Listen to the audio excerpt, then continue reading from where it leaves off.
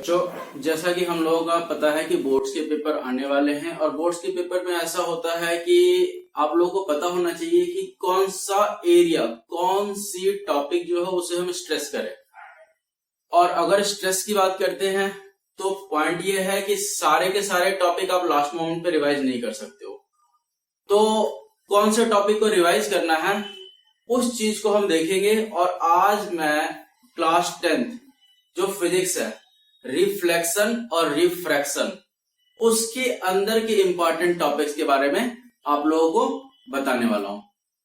तो सबसे पहले तो है कि ये चैप्टर अगर स्टार्ट कर रहे हैं तो एक एक लाइन रिफ्लेक्शन और रिफ्रैक्शन के बारे में समझ लेते हैं। तो पहले हम रिफ्लेक्शन से स्टार्ट करते हैं। तो रिफ्लेक्शन का मतलब होता है कि लाइट किसी भी सरफेस पर आई है, टक्कर खाई है, टक्कर खाने के बाद लाइट जो है वहां से वापस की ओर चली गई है और वो वापस जाने के लिए वो स्ट्रेट बैक भी जा सकती है या फिर किसी एंगल से बेंट होकर के गई है।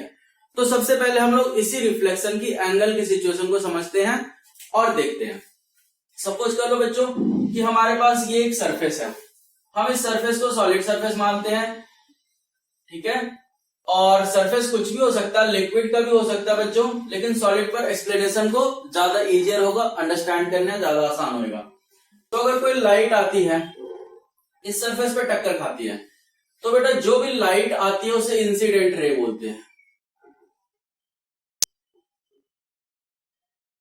इंसिडेंट रे बोलते हैं। और टक्कर खाने के बाद ये क्या है कि यहां से ऐसे करके बेंड करके जाएगी, इसे बोलेंगे रिफ्रैक्टेड रे।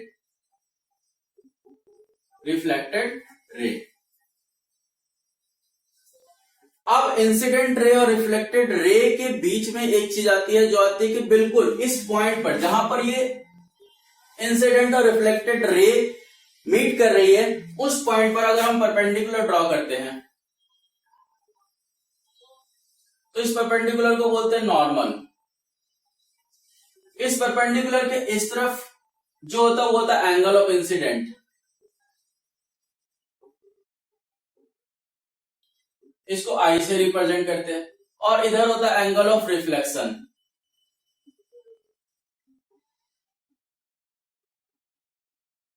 इसको आर से रिप्रेजेंट करते हैं।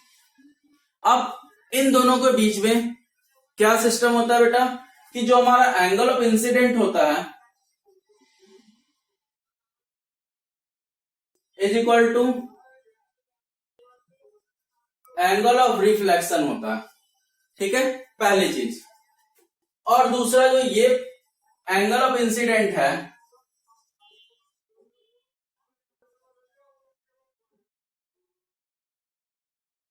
एंगल ऑफ रिफ्लेक्शन है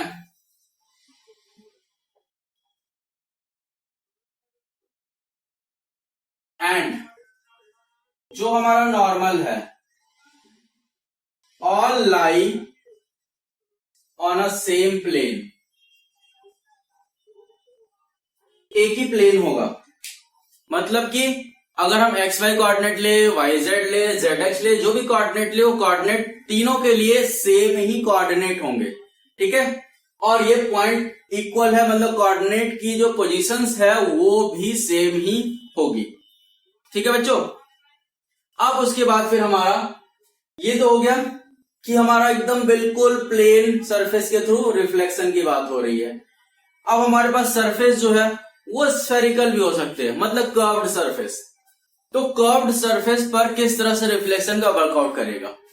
तो कर्व्ड सरफेस सबसे पहले हम लोग सीखेंगे कि बनेगा कैसे। हम बच्चे क्या करेंगे, कोई भी एक स्फेयर ले लेंगे और स्फेयर जो है वो शुड बी हॉलो, मतलब अंदर से खोखला होना चाहिए। भरा हुआ स्फेयर नहीं लेना है, अंदर से खोखला स्फेयर लेना है। दैट मीन्स कि हॉलो स्फेयर ले लो।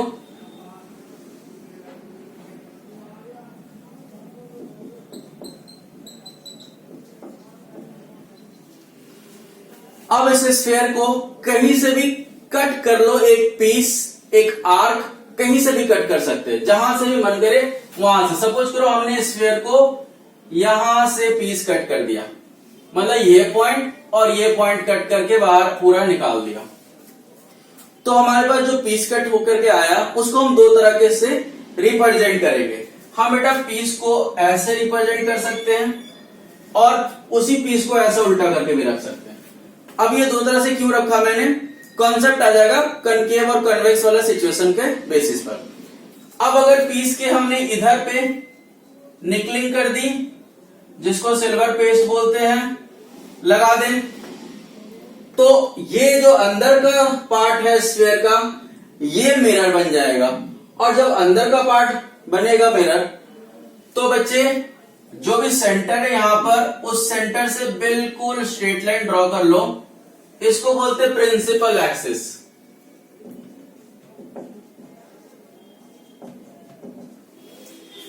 प्रिंसिपल एक्सिस बोलेंगे। और ये स्फीयर का जो पार्ट हमने निकाला, उस स्फीयर का जहां पर भी सेंटर होगा, वो मान लो सेंटर है, इस सेंटर को बोलते हैं हमारा मिरर सेंटर। और ये हो जाता बेटा रेडियस ऑफ कर्वेचर। अगर हम इस डिस्टेंस को यहां से लेकर के यहां तक पूरा मेजर करते हैं, this is radius of curvature, इसे हम आर से रिप्रेजेंट करते हैं। ठीक है, अब हम दूसरे मिरर के ऊपर आते हैं। दूसरे मिरर में अगर हमने इधर निकलिंग कर दी, सिल्वर पेस्ट लगा दिया, तो जो स्फीयर का बाहर का हिस्सा है वो मिरर की तरफ काम करेगा। और उस पर अगर हम फिर से वैसे ही बेटा इस पर भी प्रिंसिपल एक्सिस ड्रॉ कर लेते हैं। ठीक है, और प्रिंसिपल एक्सिस ड्रॉ करेंगे तो बच्चा इसके अंदर भी कहीं ये स्फीयर का रेडियस जो है, स्फीयर का सेंटर है, उस सेंटर को रिप्रेजेंट करेंगे, तो वो इस बार इधर रिप्रेजेंट होगा सेंटर। तो यहां पर इस बार यहां से लेकर के यहां तक का जो डिस्टेंस होगा बेटा, ये हमारा रेडियस ऑफ कर्वेचर होगा। ठीक है, अब ये रेडियस ऑफ कर्वेचर आ गई है ना। अब यहां पर दोनों जगहों पर हम लोग बच्चे एक चीज समझेंगे। क्या समझेंगे? ये हम समझेंगे कि मतलब कि हमें क्या sign convention radius of curvature के लिए इन दोनों मिरर पे रखना है। मिरर आप लोगों को रिप्रेजेंट ऐसा करना है कि जो हमारा ऑब्जेक्ट रखा जाए वो मिरर के लेफ्ट में ही रखना है। ठीक है, एज पर फिक्स्ड सिस्टम इसको मेंटेन करने की बात होती है कि मिरर को ऐसा फिक्स करो कि ऑब्जेक्ट मिरर के लेफ्ट में रहे। जैसा कि मैंने यहां बनाया कि बेटा ये मिरर बनाया, इधर लेफ्ट में ऑब्जेक्ट रखने की जगह, यहां पे मिरर बनाया, इधर लेफ्ट में ऑब्जेक्ट रखने की जगह। तो जब ये ऑब्जेक्ट लेफ्ट में रखेंगे तो यहां पर चीजों को साइन कन्वेंशन के लॉजिक को समझेंगे। बेटा ऑब्जेक्ट जो डिस्टेंस होती है, ये हमारा u से रिप्रेजेंट करेंगे, और ऑब्जेक्ट डिस्टेंस हमेशा माइनस होगा मिरर के केस में। ठीक है, लेंस के केस में हम आएंगे तो लेंस का केस भी समझेंगे, लेकिन मिरर के केस में हमारा ऑब्जेक्ट डिस्टेंस हमेशा माइनस होगा। ठीक है, अभी इमेज की डिस्टेंस का मैं कुछ नहीं बोलूंगा, क्योंकि इमेज जब बनाऊंगा उसके बाद उसका सिस्टम बताऊंगा, और एक कार्टेशियन कोऑर्डिनेट के हिसाब से भी बताने वाला हूं मैं। उसके बाद क्या है बच्चे कि जो हमारा रेडियस ऑफ कर्वेचर है ये हमारा नेगेटिव होगा। देखो किस केस में? कनकेव के केस में। बेटा ये हमारा कनकेव मिरर है और ये हमारा कन्वेक्स मिरर है। तो ये हमारा कनकेव की बात हो गई। और अगर हम रेडियस ऑफ कर्वेचर की बात करें, ये पॉजिटिव होगा कन्वेक्स के केस में। तो ये चीजें ध्यान रखना। अब इसको मैं बताता हूं कि ये सिंपल तरीका क्या है इसको लेने का। बेटा ये जो प्रिंसिपल एक्सिस खींचा गया ना, प्रिंसिपल एक्सिस को पकड़ लो। प्रिंसिपल एक्सिस के साथ देखोगे बेटा, प्रिंसिपल एक्सिस के राइट में कोई चीज जा रही है, राइट में इस प्रिंसिपल एक्सिस के साथ, तो बच्चा वो हमेशा पॉजिटिव होगा। देखो इसमें प्रिंसिपल एक्सिस के राइट में चीज आई, पॉजिटिव हो गया। और अगर प्रिंसिपल एक्सिस के लेफ्ट में गई है मिरर से, तो वो हमेशा नेगेटिव होगा। इसमें प्रिंसिपल एक्सिस है, लेफ्ट में गई है, नेगेटिव हो गया। ठीक है, उसके बाद बच्चे इमेज ऑब्जेक्ट जो हम रख रहे हैं हमेशा लेफ्ट साइड में रख रहे हैं, यानी प्रिंसिपल एक्सिस के लेफ्ट में रखेंगे। यहां भी ऑब्जेक्ट प्रिंसिपल एक्सिस के लेफ्ट में रखेंगे, इसीलिए ऑब्जेक्ट के लिए हमेशा नेगेटिव में ही इंडिकेशन होएगा।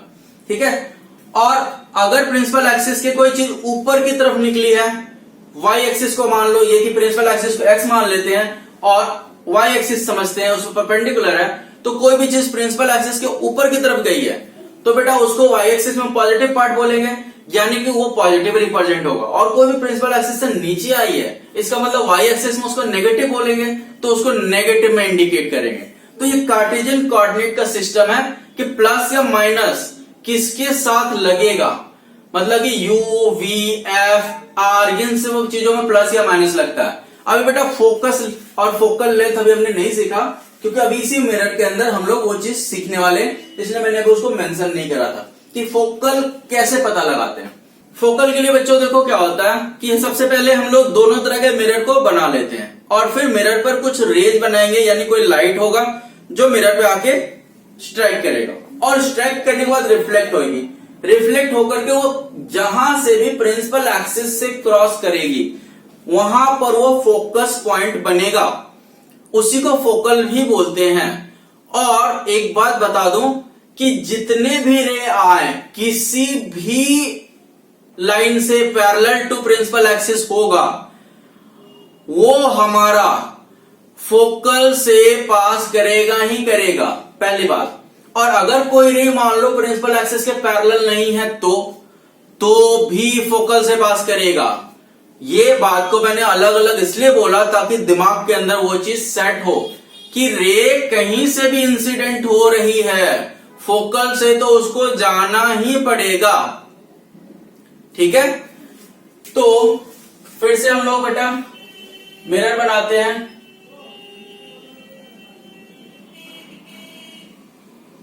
ये हमारा प्रिंसिपल एक्सिस, ये हमारा कनकेव मिरर है। अब एक रे इंसिडेंट हुई है बेटा, ये रिफ्लेक्ट करेगी, यहां से क्रॉस करेगी, ये हमारा फोकल होगा, फोकस होगा। अब मान लो कि कोई भी रे इधर से भी आई है बेटा, ये भी यहां से ही क्रॉस करेगी, ये पॉइंट F होगा, ठीक है।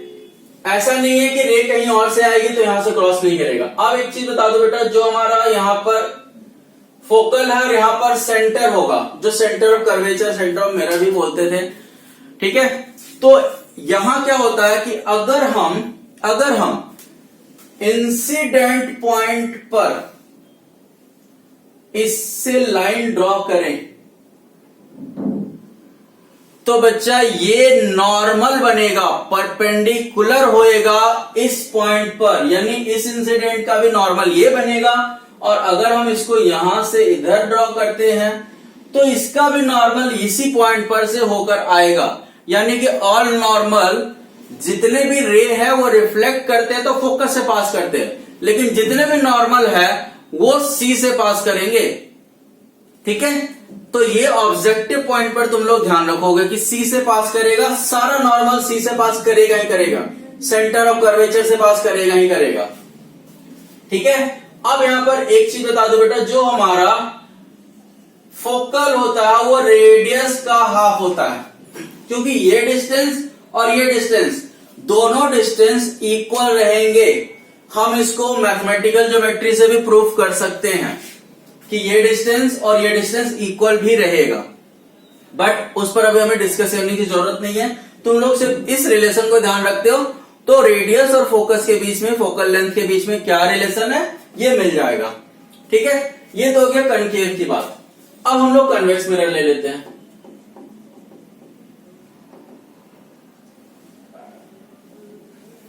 सॉरी,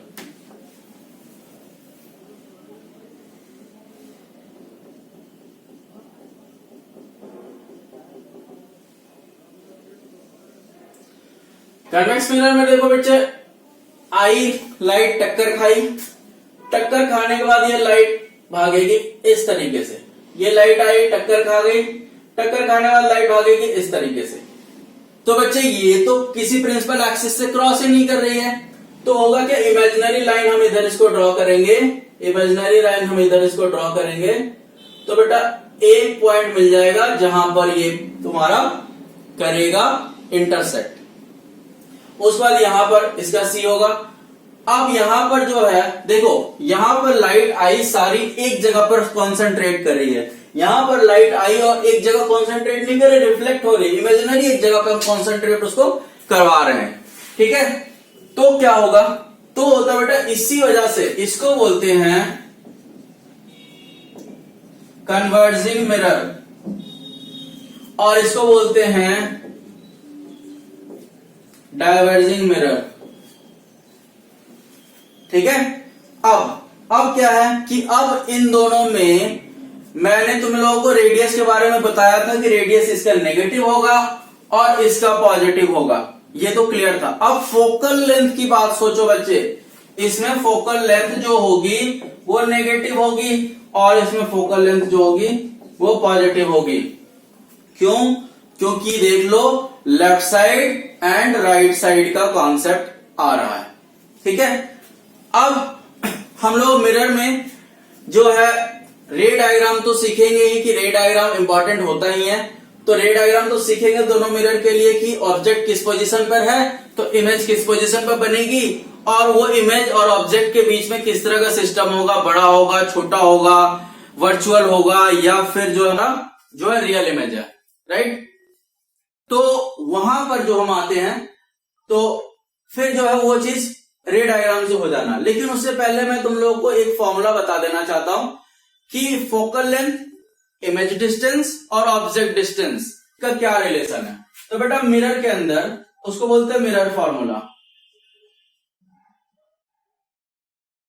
मिरर फॉर्मूला होता है बेटा फोकल लेंथ का inverse is equal to inverse of image distance plus inverse of object distance, ठीक है।